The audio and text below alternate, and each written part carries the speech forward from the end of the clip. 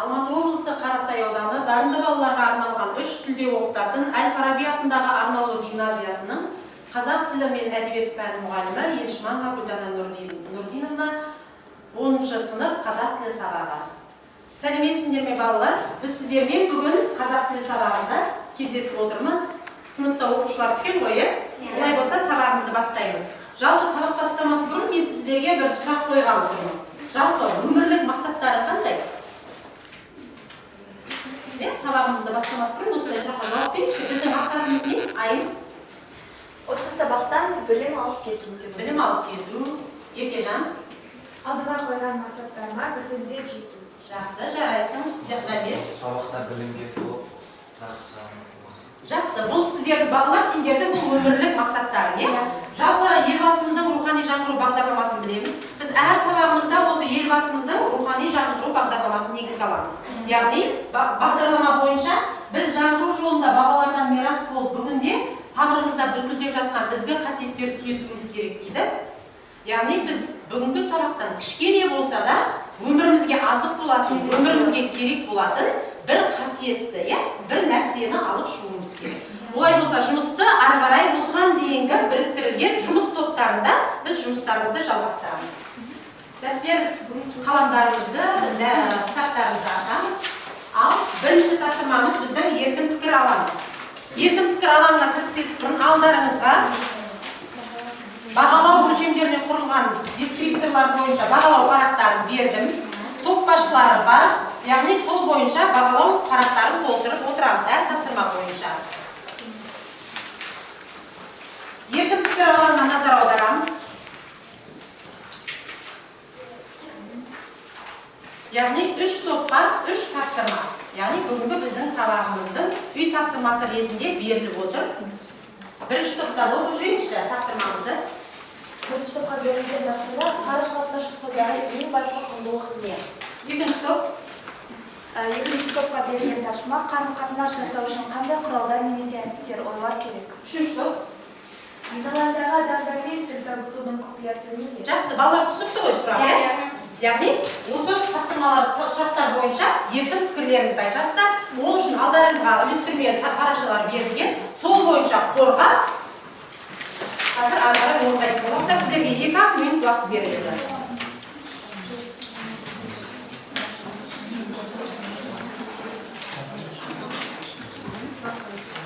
Барлығымыз атсалысып тұрамыз жұмысқа.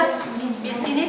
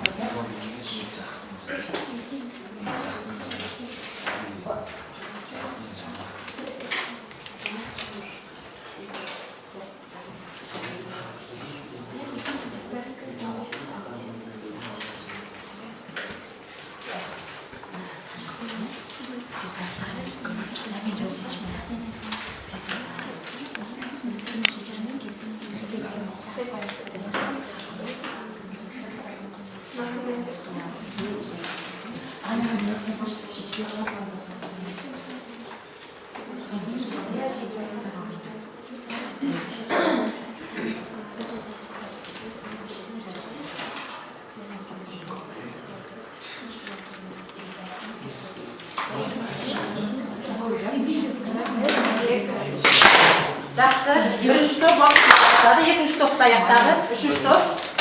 Ал жұмысты аяқтады, олай болса еркін пікір алаңына шығамыз. Осыған қосымша, яғни үйге менің деген тақырыпта эссе берілген болады. Мына сұрақтармен байланысты оқып жүрсеңіздер болады. Ал бірінші топты бастаймыз.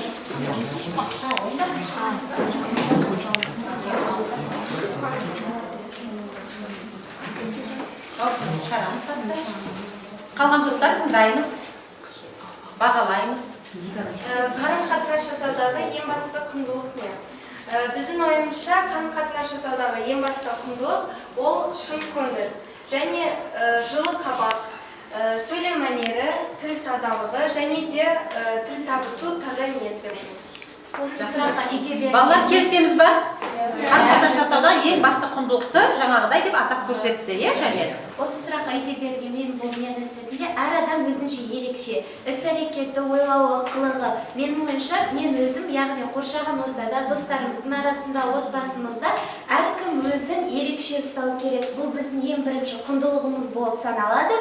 Себебі әркім адам қандай, соны қоршаған орта солай қабылдау керек деген ойдамын. Жақсы. Бірінші топ. Жақсы. Айтар ойларыңыз бар ма? Ұсынатын тағы да қандай ойларыңыз бар? Еркін. Оқыды. Жарайсыңдар, отыра ғой. Екінші топ.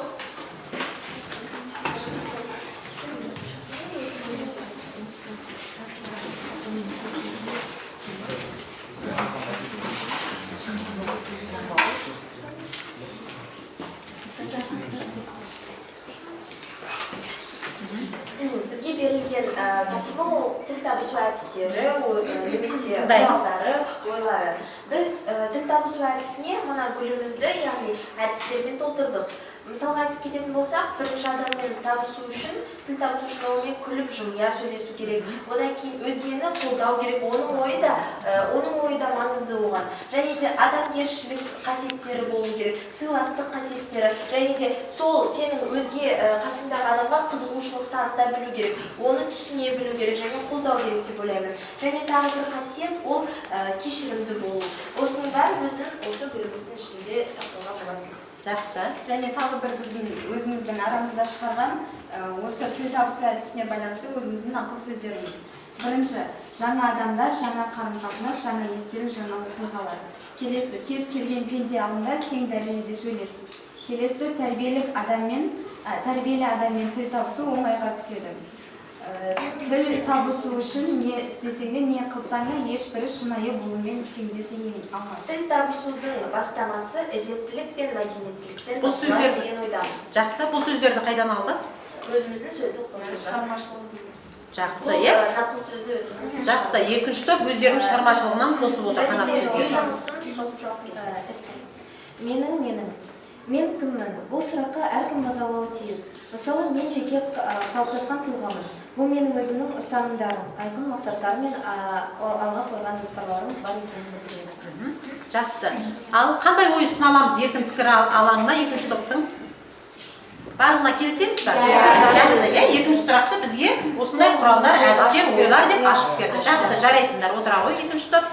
Ал үшінші топ.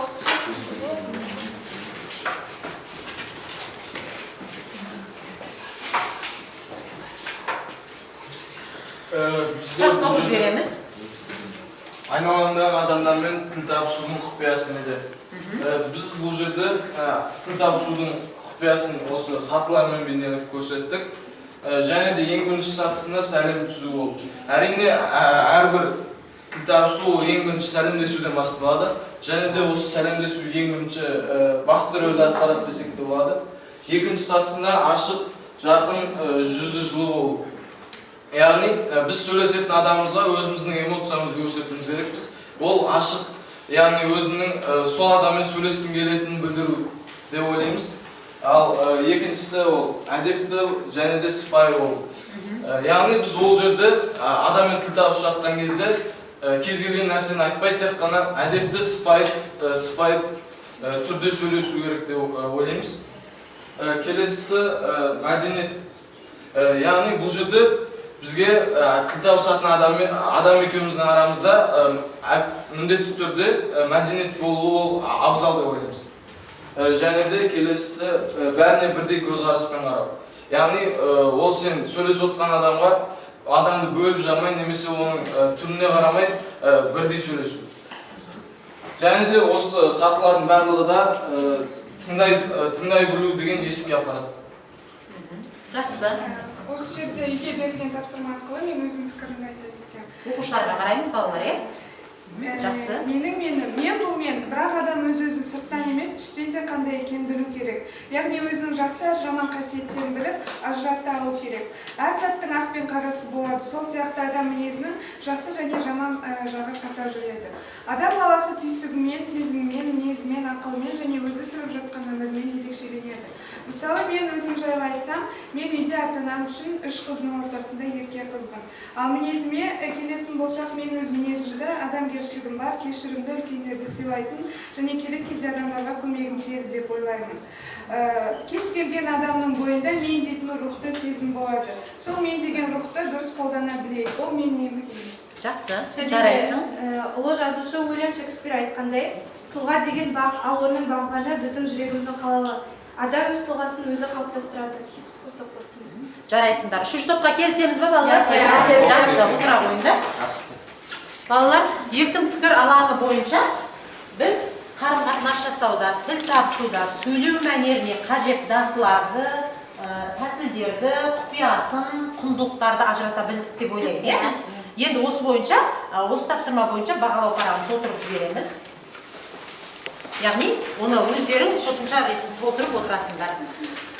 Енді осыдан қандай тақырып шығуға болады? Осы сұрақтардың көлемінде не нәрсе, қандай ұғым шығып тұр? Не түсініп тұрсыңдар? Жасырын жатқан не? Тіл табысу, мәдениет, зеттілік, адамның бойындағы қасиеттер. Әдістер. Жақсы. Яғни, осыдан біз бүгінгі сабағымыздың тақырыбын шығарамыз. Яғни, сабақтың тақырыбы тіл табыса білу өнері. Дәптерімізді ашып, бүгінгі тақырыпты жазып аламыз. Мақсат қойып жіберейікші. Тіл табыса білу өнері біздің тақырыбымыз. Ал осы сабақтан біз қандай мақсатпен шығуымыз керек? Айым? Яғни біз тіл табысу әдістерін біліп, сол арқылы адамдармен жақсы қарым-қатынаста жақсы өмірде Диана? Бұл тіл табысу өмір сүру үшін өте қажетті дүниелердің бірі. Сол үшін оның барша қасиеттерін өзімізге тоқып аламыз жөн деп санаймын. Жақсы. Нери? Адам адаммен жақсы тіл табыса білсе, оның өзінің мәдениеттілігін, білімділігін көрсетеді. Жақсы. Яғни біз бүгінгі мақсаттан, бүгінгі сабақтан осындай мақсаттарға жетуіміз керек. Енді мен сіздерге алдарыңызға ой ұсынамын. Яғни қазақта біздің осы сөз өнері, тіл өнері жөнінде керемет бағалар беріп кеткен. Біздің ақын жазушыларымыз, қайраткерлеріміз. Қазақ халқы тіл өнерін жоғары бағалаған. Ол өнерді ұшар биігі де, қонар жайсаңы да біздің қазіргі өміріміз дейді. Олай болса, бүгінгі біздің сабақтың тақырыбы да біздің өмірімізбен тікелей байланысты болу керек. Әр топқа мынандай парақшалар таратамын. Сол парақшаларға сіздерде де бар, яғни үшінші топта да парақшаларыңыз алдарыңыз алдын ала тастаған болатынмын. Сол бойынша ойлар жазыңыздар да келесі топқа ой ұсынамыз. Бұған 1 минут уақыт беріледі. Тездетеміз.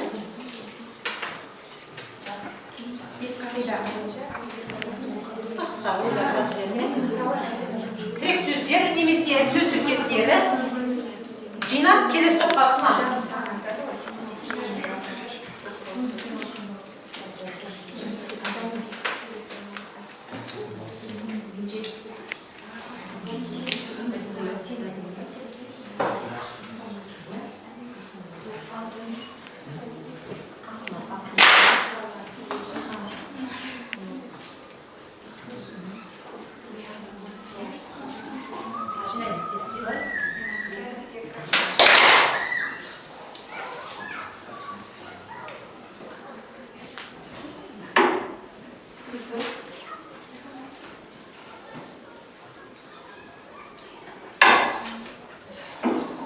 Аяқтаймыз жұмысты.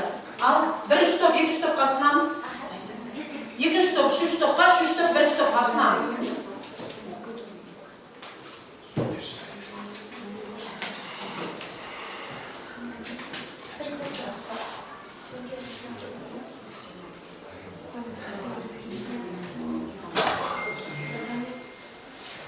Болдыққа үшінші топ. Сіздерге қалып отырсыздар. Бірінші топқа ұсыныңыздар ойларыңызды. Ал ойларды алып па? Бірінші топтан бастайық. Көңіл аудару. Бірінші топ. Кестеде оқып жібереміз. Көңіл аудару. Жақсы әңгімелесу. Ары қарай жалғастыра береміз. Есімін айту, сөйлеуші адамның есімін еске сақтау да жақсы тіл табысу тілді болып саналады. Тіл табысу болып саналады. Өзі туралы тыңдау дегенде, әр адам өзі туралы бір нәрсе естісе, оны міндетті түрде тыңдайды. Әдеті жымойы болып, жылы жүз және күлкі Қызықтыратын нәрселері туралы айту. Ол адамның қызығатын нәрселерін айту. Жақсы. Көңіл аудару, жақсы әңгімесін ерекше тамсанып тыңдау. Жақсы. Жарайсыңдар. Үшінші топ сіздерге осындай ойлар ұсынды. Екінші топ. Әдемі жымию. Мәдениет, күлкі. Көңіл аудару. Адам өзінің ғана емес, қасындағы адамдарға да көңіл бөлуі қажет. Есімін айту, атын білу. Тіл табысудағы ең бірінші баспалдақ ол адамның есімін білу болып табылады. Өзі туралы тыңдау ол жетістік. Қызықтыратын нәрселер туралы айту, белгілі бір оқиға туралы әңгімелесу. Жақсы. Яғни сіздер бірінші топтың ұсынған ойларын айттыңыздар. Үшінші топ. Әр адаммен өзіңнен бұрын сол адамның қызығушылықтары туралы сөйлесу керек. Жарайсыңдар. Қызықтыратын нәрселер туралы айту. Бірақ ең ескерер мәселе оның қызығушы дүниелеріне келіп пікір айтып қалмау. Бұл басталмай жатқан достыққа сызат түсіруі мүмкін. Жарайсыңдар. Көңіл аудару. Адамға көңіл аудару білу арқылы сол адам сен үшін қандай орын алатынын көрсете аласың. Әдемі жымию. Әрқашанда күле жүру арқылы өмірде жаңа есіктерді ашуға болады. Есімін айту. Адам үшін өз есімін естуден мәнді маңызды еш нәрсе жоқ. Жақсы. Болды па? Қай топтың ойлары керемет жақсы шықты? Үшінші топқа екінші топтың ойлары. Екінші топтың ойлары керемет шықты, жарайсыңдар. Ал балалар, ары қарай осы ұсынған ойларды біз өмірге қолдана алуымыз керек. Текке айтып қоя салмаймыз, ол ойларды қолдануымыз керек. Ол бойынша кітапты ашамыз. Яғни, тыңдау тіл табыса білу өнері бойынша 5 қағида берілген. Кітаптан ашып танысамыз, 43-ші бетті. Бір-бір көз жүгіртіп оқып аламыз. Бұл адамдардың пікірлері қоса берілген.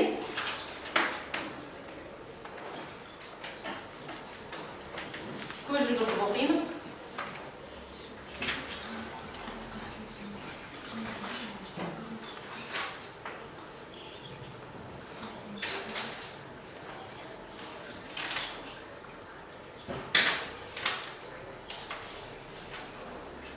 Ал оқып болсақ, келесі тапсырмаға көшеміз.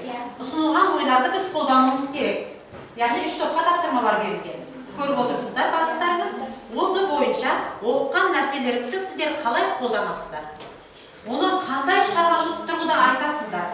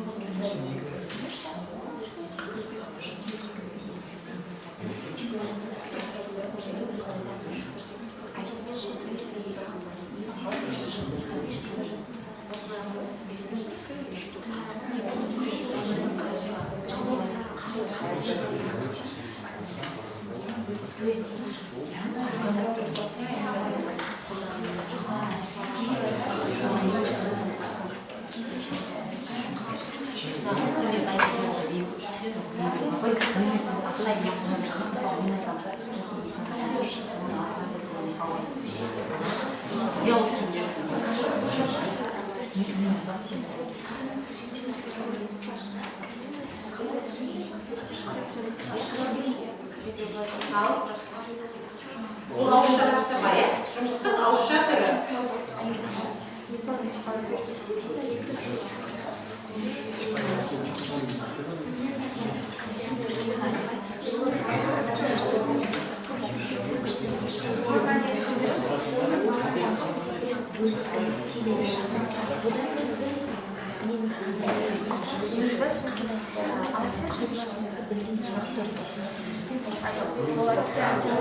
Ал жұмысты тоқтатамыз балалар.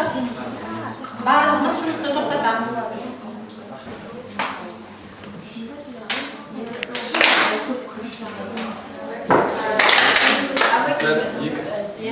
Бізге қаншалығын берілген? Дайындықта ма? Жоқ, айтуға. Қазір қорғауға 2 минуттан. 1,5-2 минут уақыт алайын, балалар. Ал қай топтан бастаймыз?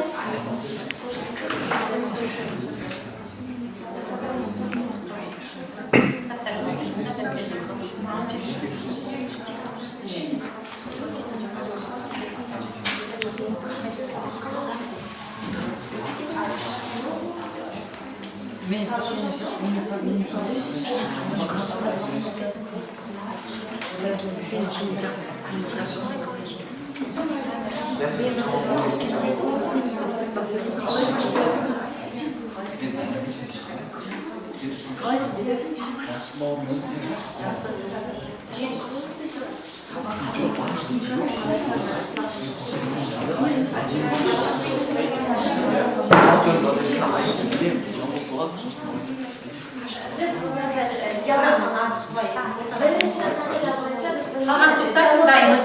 Яғни осы тапсырма бойынша қазір топтық бағалау жүргіземіз. 1 минуттық шешім деген бағалау жүргізіп береміз. Сондықтан мұқият тыңдап, топ басылары дайындалып отырамыз. Бірінші қағида бойынша біз диалог құрастырған болатынбыз. Бірлескен брифинг барысында Қазақстан президенті Нұрсұлтан Назарбаев еліміздің тәуелсіздігін ең бірінші болып нығайтуға түрік еліне Қазақстан халқының құрметін ерекше білдірді. Биыл біз қазақ елі қазақ хандығының 550 жылдығын атап өтпекшіміз. Сол себепті түбі бір түрік елі болғандықтан, біздің көршілес мемлекет болғандықтан, осы қуанышымызды сізбен бірге бөліскіміз келеді. Бұған сіз келісесіз бе? Әрине келісемін, өйткені осы қазақ елінің түрік елінің арасы, яғни олардың қаны бір, сондықтан бұл ойды дұрыс деп санаймын. Мен өте қуаныштымын. Сіздің қызығушылығыңыз мен үшін өте бір ерекше болып саналады. Сол себепті сіздің әрбір айтқан ойыңыз маған ерекше бір ой салады. Бұған мен өте қуаныштымын. Рахмет, келіскеніңізге өте қуаныштымын. Бұны қорытындылай келгенде, бұл жерде тек адамның өзінің ғана ойын емес, басқа адамның да ойын тыңдай білу керек деген ойға келдік. Сондай пікірге келіп, солай қорытындыламақшы болды. Жақсы, жарайсыңдар. Балалар, біз бірінші қағиданың диалог түріндегі көрінісін көрдік, ал осыны тіл табыса білудегі бірінші қағида бойынша нақты не нәрсе? Бірінші топтан қосатындар бар ма? Айтып жүрем, Сабина. Яғни бұл жерде бірінші қағида бойынша әрбір адам өзінің әріптесіне ең бірінші өзінің мәселелерін айтпай тұрып, оның бірінші қызықтыратын мәселелерін, яғни ол қандай нәрсе қызығатыны туралы біліп алып, сол туралы сөйлесу керек деп ойлаймын. Яғни қызығушылығын бірінші біліп алып, содан кейін барып қарым-қатынас құру. Жақсы. Яғни біздің бірінші қағидамыз дәптерге түртіп аламыз, Жақсы, жарайсыздар. Бірінші топ отырамыз. Екінші топ.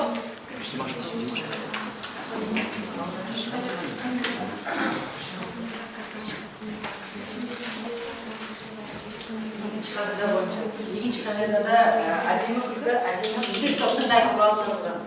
күлкі, әдемі жымию іскерлік әлеміндегі ең қажетті қасиеттердің бірі. Жымия білмеген адамға көшеде дүкен ашудың қажеті жоқ, дейді Қытай мақаласы. Адамдардың тіл табысудың тағы бір кілті жылы қабақ таныту, жымия білу. Үшінші қағидамыз ол адамның есімін білу. Адамның есімін білмеу ол өте үлкен қателік. Себебі біз жұмыс барысында да тіпті адаммен атын көп айта берсек, оған жақсы әсер қалдырамыз.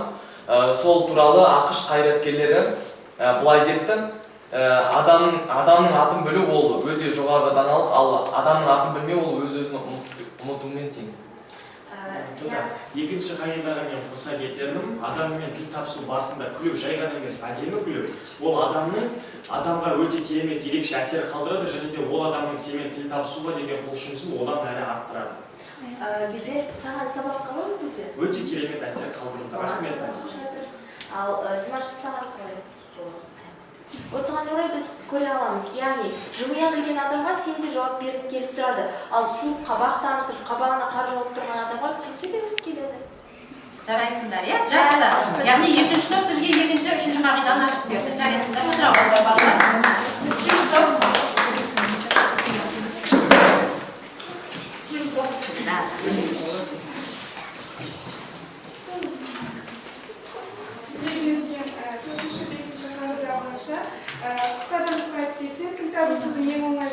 үшін әңгімеге тарта білу, ал тыңдай білу адамгершіліктің ең жоғары қасиеті болып табылады. Яғни 4-ші қағида бойынша адамның өзінің жетістіктері туралы айтсақ, ол адамның әрине бізге деген қызығушылығы оянады екен.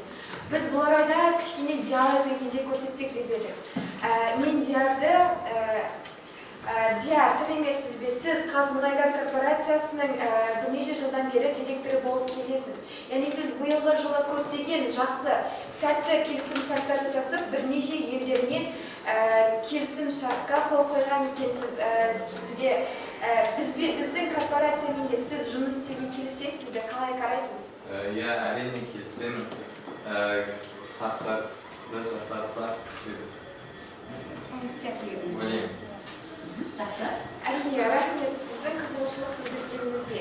Яғни ол адамның біз көптеген жетістіктерін айта отырып, әр адам өзі туралы айтқанды ұнатады. Сондықтан ол адаммен тіл табысудың ең оңай жолы және сәтті келісім-шарттар жасасу үшін осындай пайдалы кеңестерді береміз. Жақсы, жарайсыздар, үшінші топ. Яғни балалар, тіл табыса білудегі 5 қағиданы түсіндік па? Яғни бүгінгі біздің осы топтық жұмысымыз арқылы түсіне алдық деп ойлаймын. Минуттық шешім бойынша бағалап берейік. Сіз бірінші топ, екінші топты.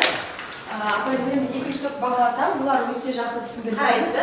Сіздер өте жақсы түсіндіріп кеттіңіздер. Яғни қандай бір істі бастамас бұрын әдемі жымию керек, әдемі сөйлеу керек, адамның атын дұрыс еске сақтай білу керек деген бізге жақсы есімізге сақталып қалды. Сіздерге көп рахмет. Жақсы, екінші топ. Үшінші топты бағалайтын болсам, олар бізге адамдардың қызығушылығы жайлы білудің маңыздылығын көрсете білді. Сол себепті олар жақсы диалог құрды десем де болады. Диалогтары өзгеше және де керемет болды деп ойлаймын. Бірақ арасында осы сөздердің арасында сәл-сәл кідіргендер болды. Жақсы, бұл сіздерге берілген баға дұрыс қабылдаймыз, иә? Үшінші топ, бірінші топты.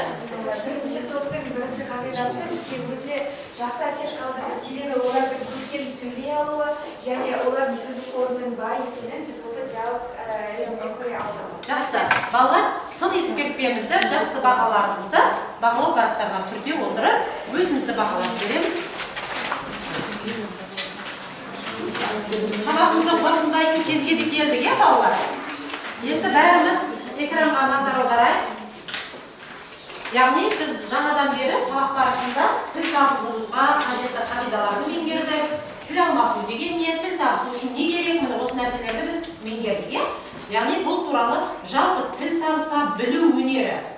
Бұл сіздерге де керек, оқушыларға. Әсіресе кімдерге керек?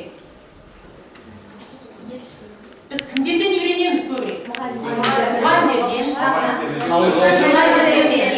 мына қазір көретін бейне роликтеріңіз сол атақты осы қазақ телевизиясында жүрген керемет мықты журналистердің бірі Қымбат Қосжанды білеміз ғой?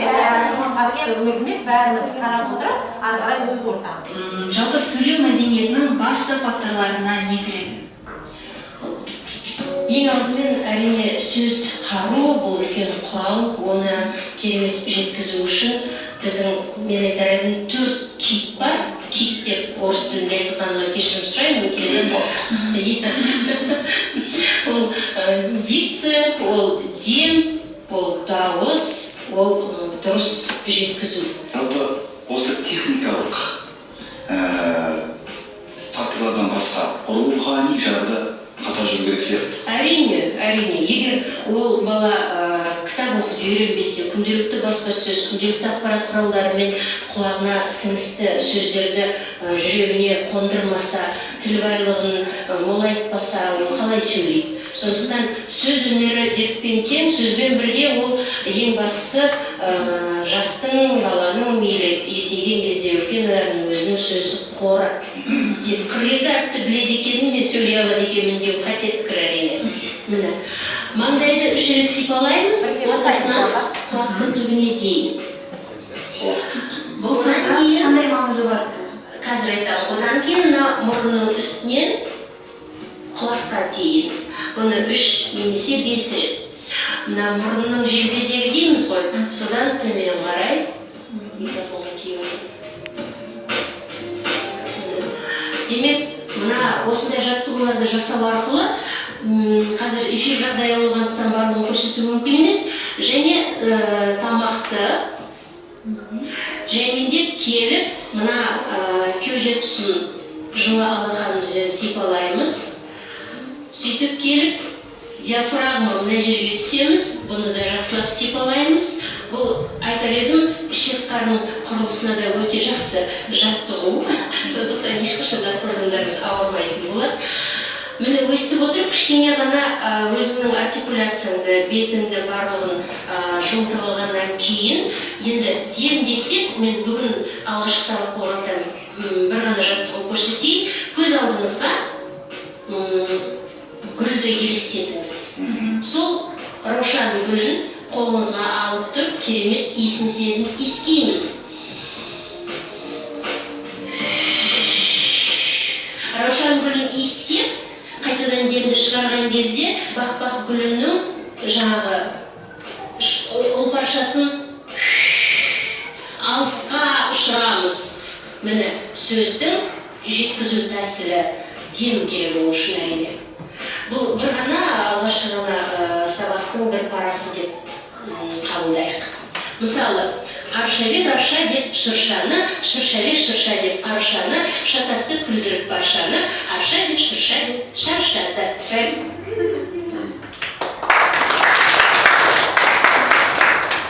Балалар түсінікті ма? Яғни осы бейнеролик арқылы біз біраз нәрсе, яғни тіл табыса білу. Біздің тақырыбымыз тіл табыса білу. Ал жалпы сөйлеуге демнің де, дикцияның да, жымию да, жылы қабақ таныту, барлық нәрсе осы қымбаттаушының шығармашылық шеберлігі арқылы біз білдік деп ойлаймын.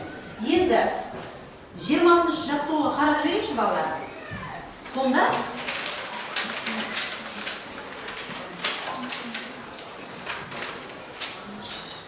Сонда біздің атақты адамдарымыздың, ақын жазушыларымыздың ұлағатты сөздері берілген. Мен 3 топқа 3 сөзді бердім. Жаңағы қымбаттаушының айтқан пікірімен осы сөздеріңізді байланыстыра отырып, қалай ой қорытасыздар? Ал бірінші топтан бастайық. Айта ғой, Мадина. Менің ойымша, күн жылытпайтын суық көңілді сөз ғана жылытады. Яғни, адамның көңіл күйі түскен жағдайда, немесе көңіл күйі болмаған жағдайда бір жай ғана сөз, яғни бір күлімде, немесе бір жақсы жылы сөз айту арқылы мысалы көңілді жылда алуға болады деген ойдамын. Тағы да өз ойымда айтып кететін болсам, күн жылытпайтын суық көңілді сөз ғана жылытады. Яғни бұл жерде адам мысалға мұңайып отырса, оған сен қасына келіп, жылы қабағыңды көрсетіп, жақсы сөз айтсаң, ол адамға өте жақсы көңіл күйде болады деген ойдамын. Жақсы, не? Мақалмен қорытсам болады. Жылы сөйлесең, жыланда әрбір адамға жылы сөйлесең, ол да саған қатулы қабағын ашып кетеді. Жақсы, отырамыз. Екінші топқа бастырамыз. Екінші топқа адамның басынан болған бақыттың тұрақты болу жақсы мінезін ұлтқа да байланысты дейді. Жаңа айтып кететіндей, әлемге қарасаң, әлемде саған қарайды демекші. Егер де біз жылы қабақ танытатын болсақ, басқа адамдар да қоршаған ортамызда бізге жылы қабақ танытады. Және де біз өзіміздің басымызға қонған бақты бағалай білмесек, ол да біздің қолымыздан ұшып кетеді деген мағынада. Бұл кімнің пікірі? Бұл Әл-Фарабидің пікірі. Жақсы. Әл-Фарабидің кім екенін білеміз ғой? Үшінші сақ тек шыншыл болу қажет. Яғни адам осы сақ тек мәселелерге өте қатты көңіл аудармай, әрқашан шынайы, шыншыл көзқараспен қарап, шыншыл болу қажет. Жақсы. Тағы қосатыныз бар ма? Еркежан? Осы сөзге байланысты жаңа қымбат Досжанның бізге берген сұхбатында ол тіл табысы өнерінің барлық ұсақ түйегіне дейін бізге түсіндіріп өтті. Яғни дем, дикция, бәрін ол бүкіл жерінде өзінің шынын айтып, өзінің тәжірибесінен айта алды. Сондықтан біз ол кісіні шыншыл деп білеміз осы сөзге. Жақсы, жарайсыңдар балалар. Яғни біз осылайша бүгінгі сабағымызды да, ойымызды да қорытамыз. Ал енді көкейімізде жүрген бүгінгі сабаққа қатысты, өмірге қатысты, өзіміз ертең осының барлығын өмірде қолданамыз. Қандай ашық сұрақтарымыз бар? Соны ашық микрофон арқылы қойып жіберсек. Кімге ұсыналамыз? Өзіміз журналист болып көрейік. Айым. Мен үшінші топқа келіп тұр. Кімге? Ұлжанға. Ұлжан, сенің өзіңнің тіл табысу әдісің қандай? Менің тіл табысу әдісім. Ең бірінші адамды көрген кезде онымен әрине амандасамын, содан кейін барып, оны жақсы әңгімеге тартып, жылы қабақпен сөйлесіп деп ойлаймын. Жақсы. Тағы да ашық микрофон кімге ұсынамын? Диана. Мен Шұғылаға қойғым келеді, өзім сұрағымды. Шұғыла, сен осы тіл табысу әдістерін өмірде нақты мысалдармен келтіре аласың ба? Мысалы, жаңа ортаға келгенде оларға барынша ашылып солай сөйлесу.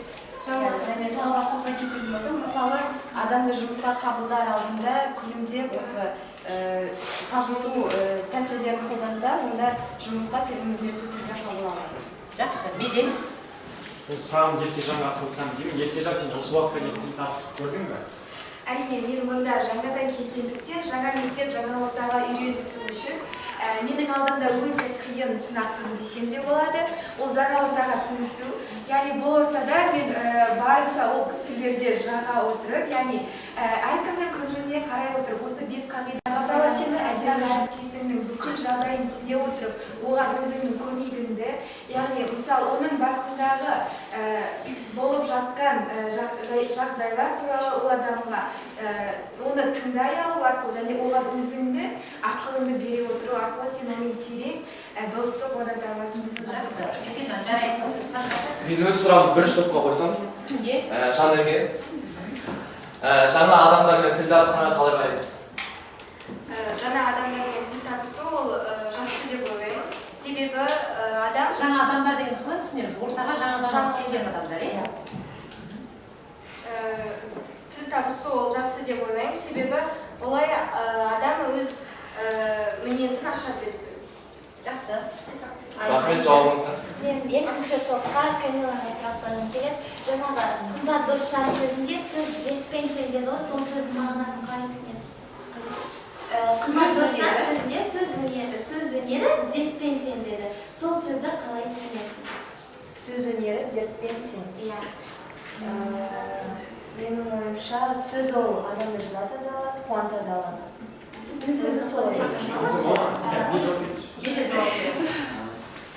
Сөз дертпен тең дейді. Мысалға, адам бір ауыр дерттен ауырса, одан айығу өте қиын болады. Яғни сөз де сонда, егер де сен жастайынан жақсы сөйлеп үйренсең, сен кейініректен жаман сөйлеп кетпейсің. Ал жаман сөйлеп үйренсең, жақсы сөйлей алмайсың. Сондықтан да жақсы сөйлеген үйренгенбіз. Жақсы. Балалар, ашық микрофонды ұзаққа созып бара жатыр, иә? Қазір қорытындылар жа. Апай, яғни мен өтіп кетсе де беделдің сұрағына бір жауап қайтарғым келіп тұр еді. Терең тіл табысу дегеніміз қалай? Яғни терең тіл табысу ол адамды тереңірек білген сайын, сенде қаншалықты ортақ әңгіме болса, соншалықты әңгіме ұзаққа созылады деген келеді. Жақсы, жарайсыңдар балалар. Яғни, қалай қорытындылаймыз? Біздің тақырыбымыз тіл табыса білу өнері. Бүгін біз тіл табыса білдік па? Үйрендік па? Яғни, алдағы уақытта да мынау өмірде де, ертең барлығын мына мектеп қабырғасынан бітіріп, үлкен өмірге, үлкен сапарға, болашаққа қадам басамыз. Сол кездегі ең бір қасиетті құндылықтардың бірі осы тіл табысу деп ойлаймын. Қай ортаға барсақ та тіл табыса білейік дегім келеді. Айым, не қосамыз? Тіл табысу яғни ол көптеген әдістермен, қасиеттермен байланысты болып келеді. Ол арқылы біз жаңа ортамен, жаңа адамдармен танысамыз. Егер де сендер тіл табысу әдістерін білмесеңдер, басқа адамдармен бұлайша оңайлықпен сөйлесе аласыңдар деп ойламаймын. Сондықтан осы қағидаларды естен шығармайық. Жақсы, жарайсыңдар балалар. Олай болса, үйге тапсырма аламыз. 24-ші жаттығу бойынша нақыл сөздер берілген, мақалдар берілген. Яғни тілге, сөзге қатысты мақал мәтелдерді біліп келеміз. 24-ші жаттығу бойынша қарамен жазылған сөздерге фонологиялық талдау жасап келеміз. Және бүгінгінің ұрпағы үн қатамын, хат жазу әдісімен біз ары қарай ойымызды тағы жазып келеміз. Бағалау парақтарыңызды толықтырып, яғни бағалау өлшемдері бойынша бағаларыңызды қойып, маған тапсырасыздар, ары қарай мен толықтырамын. Топтасыларды тапсырамыз. Балалар, осымен біздің бүгінгі қазақ тілі сабағымыз аяқталды.